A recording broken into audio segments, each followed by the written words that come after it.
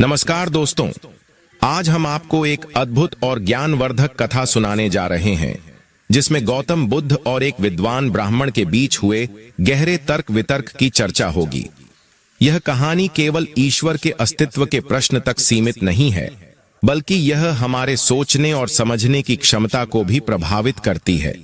एक दिन जब बुद्ध अपने शिष्यों के साथ भ्रमण कर रहे थे, तो एक विद्वान ब्राह्मण ने उनसे कहा, हे गौतम, यदि तुम सिद्ध कर दो कि ईश्वर नहीं है तो मैं तुम्हारा शिष्य बन जाऊंगा, लेकिन यदि तुम इसे सिद्ध न कर सके तो तुम्हें स्वीकार करना होगा कि ईश्वर का अस्तित्व है। बुद्ध ने इस चुनौती को सीधे स्वीकार करने की बजाय एक गहरे दृष्टांत के माध्यम से उत्तर दिया।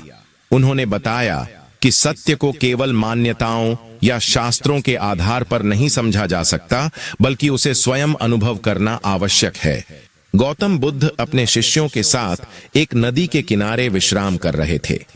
हल्की हवा बह रही थी, पक्षी चहचहा रहे थे और वातावरण में अद्भुत शांति थी। तभी एक विद्वान ब्राह्मण उनके पास आया। वह नगर का प्रसिद्ध तर्कविद था, जिसने कई शास्त्रार्थों में अन्य विद्वानों को पराजित किया था। ब्राह्मण ने बुद्ध की ओर देखा और कहा, ब्राह्मण, हे गौतम, मैं सुनता हूं कि तुम ईश्वर के अस्तित्व को नहीं मानते। मैं तुमसे एक प्रश्न पूछता हूं। यदि तुम यह सिद्ध कर सको कि ईश्वर नहीं है तो मैं तुम्हारा शिष्य बन जाऊंगा, लेकिन यदि तुम यह सिद्ध न कर सके तो तुम्हें स्वीकार करना होगा कि ईश्वर का अस्तित्व है। बुद्ध शांत थे। उन्होंने मुस्कुराते हुए कहा, बुद्ध, हे ब्राह्मण, तुम मुझसे ईश्वर के न होने को सिद्ध करने को कह रहे हो, लेकिन क्या तुम स्वयं ईश्वर के होने को सिद्ध कर सकते हो? ब्राह्मण को यह चुनौती पसंद आई। वह आत्मविश्वास से बोला, ब्राह्मण, बिल्कुल, यह संपूर्ण सृष्टि ईश्वर का प्रमाण है। देखो, यह विशाल आकाश, यह चमकता हुआ सूर्य, यह बहती हुई नदी, क्या ये सब अपने आप बन गए? कोई तो है जिसने इसे रचा है। बुद्ध मुस्कुराए और पास की एक नदी की ओर इशारा किया। बुद्ध, यह नदी बह रही है, इसे किसने बहाया? ब्राह्मण, यह प्रकृति का नियम है। जल स्वाभाविक रूप से नीचे की ओर बहता है। बुद्ध, तो फिर क्या यह आवश्यक है कि इसके पीछे कोई ईश्वर हो, या यह स्वयं अपने नियमों से चल रहा है? ब्राह्मण कुछ सोच में पड़ गया, लेकिन उसने फिर एक और तर्क दिया। ब्राह्मण, परंतु हमारे शास्त्रों में ईश्वर का उल्लेख है। क्या इतने प्राचीन ग्रंथ झूठ हो सकते हैं? बुद्ध ने मुस्कुराते हुए जमीन से एक मुट्ठी मिट्टी उठाई और उसे अपनी हथेली पर रखते हुए बोले, बुद्ध, यह मिट्टी देखो, इसमें क्या लिखा है कि यह ईश्वर की बनाई हुई है? ब्राह्मण, यह तो नहीं लिखा, लेकिन हम जानते हैं कि इस धरती को किसी ने तो बनाया होगा। बुद्ध, क्या तुमने इसे बनाते हुए देखा? ब्राह्मण, नहीं, परंतु ग्रंथों में लिखा है। बुद्ध, यदि ग्रंथों में लिखा हो कि आग ठंडी होती है तो क्या तुम उसे मान लोगे? ब्राह्मण निरुत्तर हो गया। बुद्ध ने आगे कहा, बुद्ध, हे ब्राह्मण, मैं न तो ईश्वर के होने का दावा करता हूं, न ही उसके न होने का। मैं केवल यही कहता हूं कि जो कुछ भी हम मानते हैं उसे तर्क और अनुभव की कसौटी पर परखना चाहिए। बिना देखे, बिना अनुभव किए, केवल विश्वास के आधार पर कुछ मान लेना अंधश्रद्धा है। ब्राह्मण का आत्मविश्वास हिलने लगा। उसने एक अंतिम प्रयास किया। ब्राह्मण, तो क्या तुम यह कह रहे हो कि ईश्वर का अस्तित्व नहीं है? बुद्ध, मैं यह नहीं कह रहा। मैं केवल यह कह रहा हूं कि जब तक तुम स्वयं ईश्वर को अनुभव न कर लो, तब तक किसी ग्रंथ, किसी गुरु या किसी परंपरा के आधार पर उसे मत मानो। सत्य की खोज स्वयं करो। ब्राह्मण गहरे विचार में डूब गया।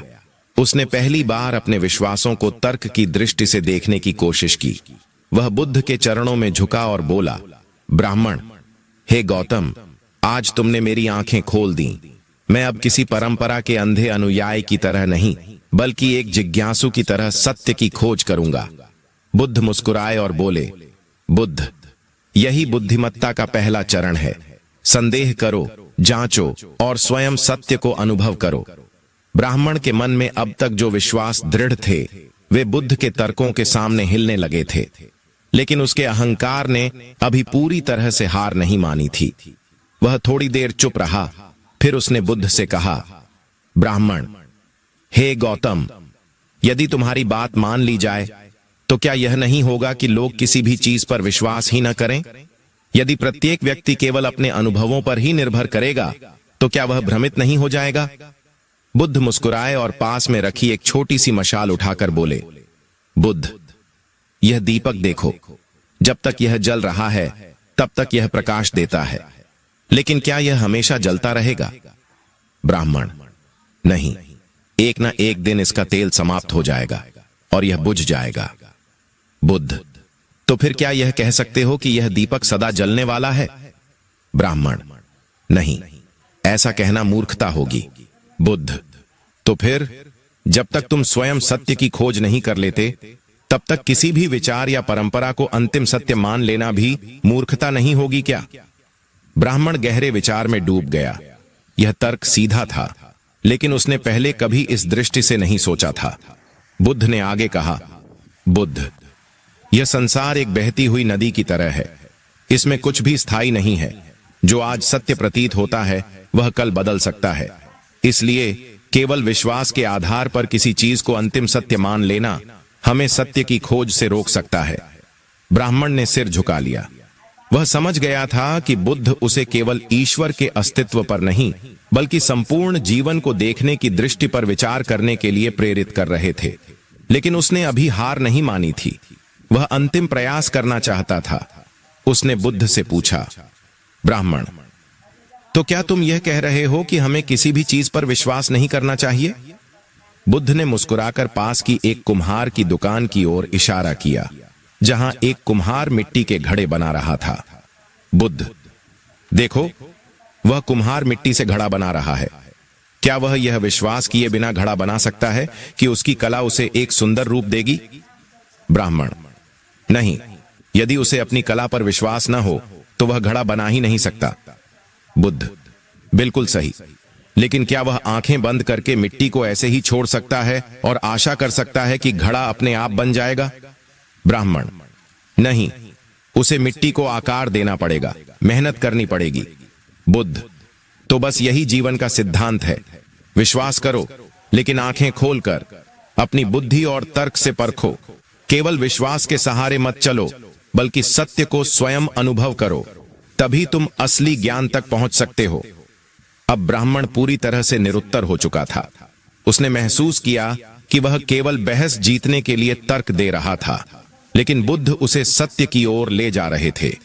वह बुद्ध के चरणों में गिर पड़ा और बोला, ब्राह्मण, हे गौतम, आज तुमने मेरी आंखें खोल दी। मैं सदा दूसरों के ज्ञान को ही अंतिम सत्य मानता रहा, लेकिन आज समझा कि सत्य को स्वयं खोजना आवश्यक है। अब मैं अपने विचारों को नए सिरे से परखूंगा और सत्य की खोज करूंगा। बुद्ध ने प्रेम पूर्वक उसे उठाया और बोले, बुद्ध, जाओ, अपने भीतर सत्य को खोजो। बाहरी संसार में तुम्हें केवल शब्द मिलेंगे, लेकिन वास्तविक सत्य तुम्हारे भीतर है। ब्राह्मण नमन कर चला गया। आज वह केवल एक शास्त्रार्थ करने नहीं आया था, बल्कि जीवन की एक नई दिशा पाकर लौटा था,